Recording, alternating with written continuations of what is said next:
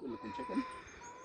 Jamie from New Zealand Mountain Biking, and me and this chicken, we're going to explain in this video a way that you can do drops.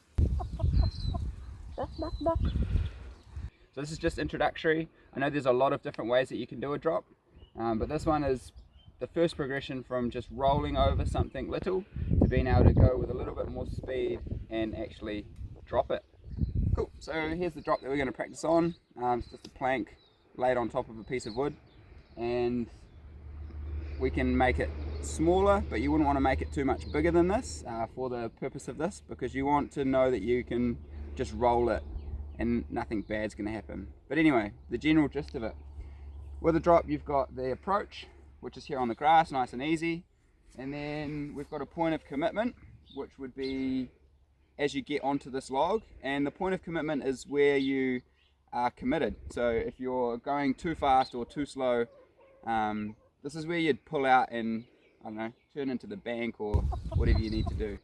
But you want to be well set up at this point. So from the point of commitment, we know that we are going to be dropping it. So this is where we're setting up for the drop. We're nice and stable, we're in a good headspace, we're not going to brain freeze. So especially for when we're just learning drops, and we tend to be going a little bit slower, this is when you want to double check that your chainring's going to clear. So that's this gap down here.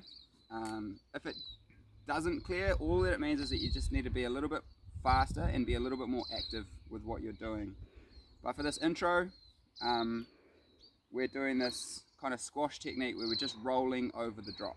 And what we want to be thinking about as we come off of here is being completely off of the brakes. If you touch your brakes any point here, there's a high chance you get flipped over the bars. So you don't want to touch your brakes at all.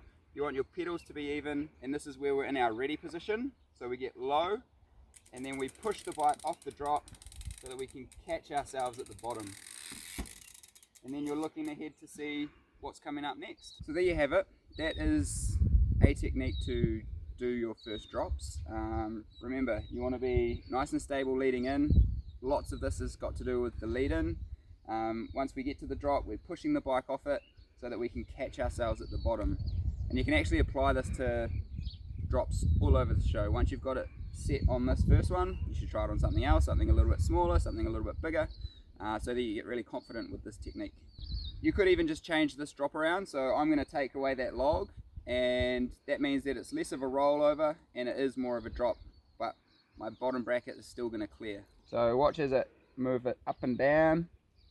Its head's not moving, but its body is. So that's like us with our bike body separation. If we've got that nailed, then our head will be nice and smooth while the bike is doing all of the work beneath us. As the chicken does the drop, its head stays pretty much in the same spot. It's nice and smooth. Good chicken. Who's a good chicken? Good job. Through this whole process, you want to be stable and in control so that you're driving the bike. We don't want to be a passenger shaking around. We want to be like that chicken with a nice smooth head. So that bike body separation, we're getting low before the drop so that we can push the bike off the drop and then catch ourselves as we land. A pretty important thing to note here is I'm pushing the bike off the drop. So you'll see that my hips are going back, or it looks like they're going back, but it's not me shifting back, it's me pushing the bike in front of me so I can catch myself. Cool, so now just try and add a little bit more speed. You'll notice that this is the same technique. I'm still pushing my bike off the drop and catching myself at the bottom. I might just get a little bit lower on takeoff, so I'm kind of squashing the drop. And you'll notice my head is still nice and smooth. With the landing, this drop's pretty flat, but you want to be making sure that your wheels match whatever you're landing on. So I'll do a drop right now that is the same technique, just the landing is more downhill. The key points for this are getting your approach correct so that as you approach your drop, once you've passed the point of commitment, you're stable, you're ready. All you're thinking about is going off that drop. You still want to stay pretty relaxed, but get low so that you can push your bike off the drop and then catch yourself on landing. Your arms and your legs are your best suspension.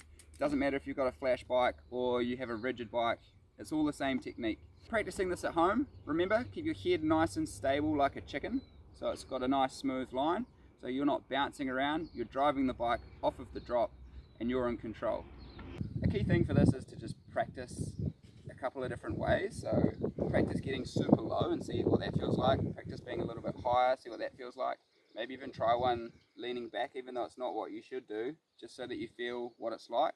And then you'll notice that being central on the bike and pushing it off the drop really is the most stable way to do it. Now you've got the basic technique for rollovers and drops. Practice this at home, practice off the curb, off a little log. It doesn't really matter what it is, just that you're practicing that technique. And if you want to check out other lessons, go to our website. We've got a whole bunch of them on there. So yeah, remember, be like a chicken, keep your head nice and smooth. Okay.